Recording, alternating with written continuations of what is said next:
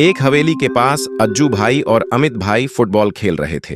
पहले अज्जू भाई की बारी थी और वो बड़े मस्त होकर खेल रहे थे। खेलते खेलते अज्जू भाई फुटबॉल को जोर से मार देते हैं और गेंद सीधा हवेली के एक कमरे में चली जाती है। दोनों हैरान हो जाते हैं। अज्जू भाई और अमित भाई के पास सिर्फ एक ही बॉल थी और नई बॉल खरीदने के लिए पैसे नहीं थे, इसलिए वो हवेली के अंदर जाकर बॉल लाने का फैसला करते हैं। धीरे धीरे दोनों हवेली की सीढ़ियां चढ़ने लगते हैं। ऊपर जाकर देखते हैं एक कमरे से एक भूतनी निकलकर दूसरे कमरे में जा रही है। दोनों डर के मारे वहीं रुक जाते हैं। अचानक भूतनी उनके सामने प्रकट हो जाती है और सीधा अमित भाई को मार डालती है। अज्जू भाई ये सब देखकर वहां से भाग जाते हैं। भागते भागते वो हवेली की एक बालकनी में पहुंचते हैं और तुरंत अपने दादाजी को कॉल लगाते हैं। अज्जू भाई के दादाजी एक बहुत बड़े तांत्रिक होते हैं। अज्जू भाई घबरा कर बोलते हैं, दादाजी हवेली में जल्दी आइए, भूतनी ने अमित भाई को मार दिया। कॉल रखते ही भूतनी वहां आ जाती है और अज्जू भाई को भी चाकू से खोप खोप करके मार डालती है। जैसे ही दादाजी को खबर मिलती है, वो अपने खटारा बाइक पर हवेली की ओर निकल पड़ते हैं। बाइक से उतरते ही दादाजी दौड़ते हुए हवेली में घुसते हैं। वो देखते हैं अज्जू भाई और अमित भाई